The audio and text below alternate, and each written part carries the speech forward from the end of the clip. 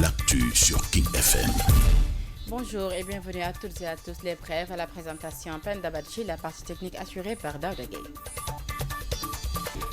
Les élèves retrouvent le chemin de l'école ce 3 octobre dans certains établissements scolaires. À l'instant des CEM et des lycées, les inscriptions ont déjà commencé.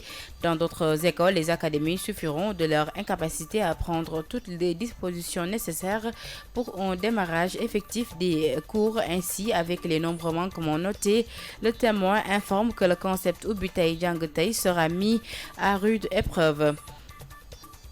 La conférence des présidents de l'Assemblée nationale se réunit ce jeudi 3 octobre après l'ouverture de la session extraordinaire pour faire le point sur le rapport de la commission d'enquête parlementaire qui a blanchi Mamour Diallo, accusé par Ousmane Sonko d'avoir détourné 94 milliards.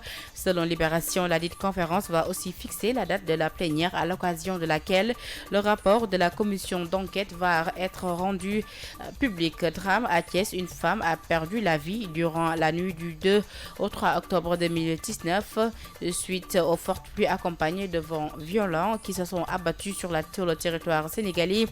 Un énorme fromager a été déraciné et s'est affaissé sur une chambre où se trouvait la victime. Le corps de la défunte a été acheminé à l'hôpital Amadou Sakhir Ndiéguène de Thiès. Et puis en sport, deuxième journée Ligue des Champions, Sadio Mané et Liverpool ont battu le Red Bull Salzbourg par 4-3 avec un joli but de Mané. Pendant ce temps, le Napoli de Kalidou Koulibaly n'a pu faire mieux qu'un match nul, 0 but partout sur la pelouse du Racing Gang. Terminons ces brèves en musique. Il s'agit de Wally Seck, dont Étudiant.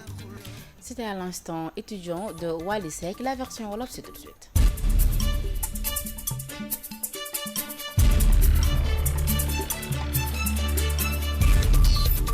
yéen a ngi déglu King FM ci 99.4. daleen ak jàmm ci tënkub xabaar yi ñu doore ko ak rentrée wu classe yi maanaam ubbiteb école yi ni ki tey ji ci alxames bi nag am na ay école yu bëri yu nga xamante ni nag ña ngay woyal seen inscription ci am na sax ñu nga xamante ni jot nañu tàmbali seen cours loolee nag terewul nag académie yi nag duñu doy rek ngir fexe jël seen disposition maanaam seen matukaay ca war rek ngir boobu le démarrage des cours mun a effectif maanaam ñëpp mun koo amal waaye nag itam nemmeeku nañ ci ay manquement yu bëri bu ñu sukkandiku ci Témoin bi joxe bi lépp xibaar mu mel ni ubbi tey jàng tey dina nekk lu metti lool ngir ñëpp mun ko jëfee.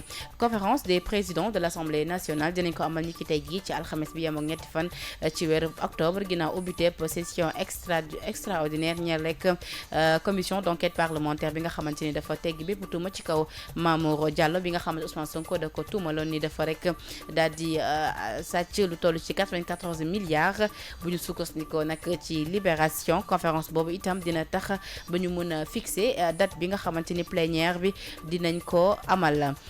Drame dafa am ca Thiès ab soxna moo daal di ñàkk bakkanam ni ki démb ci guddi ginnaaw ba taw bu métti amee ànd ak ngelaw ci la am daal di am benn fromager bu daal di déraciné wu daal di dal ci kawam fekk na dafa nekkoon ca ab néeg loole nag ca la jëlee ñàkk bakkanam néew ba nag jot nañ ko yóbbu ca hôpital Amadou Sakhir Ndiéguène ba nekk foofee ca région bu Thiès. wàllu tàggat yaram nag ñaareelu journée Ligue des Champions Sadio Mané ak Liverpool nag am nañ ndam ci kaw Red Bull Salzbourg daan ko lu toll ci ñeenti bal ci ñett naka noonu itam Napoli di bu Kalidou Koulibaly moom nag ñoom match nul la ñu mujjee am 0 but partout foofee ci stade bu Racing Gang. ñu jeexal itam ko xibaar ak musique Wally Seck ci Étudiant.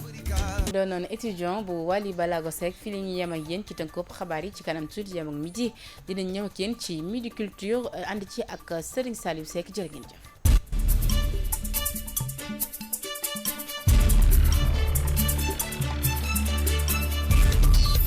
Rejoignez-nous sur notre Facebook, Twitter, Instagram, King FM, première radio digitale du Sénégal.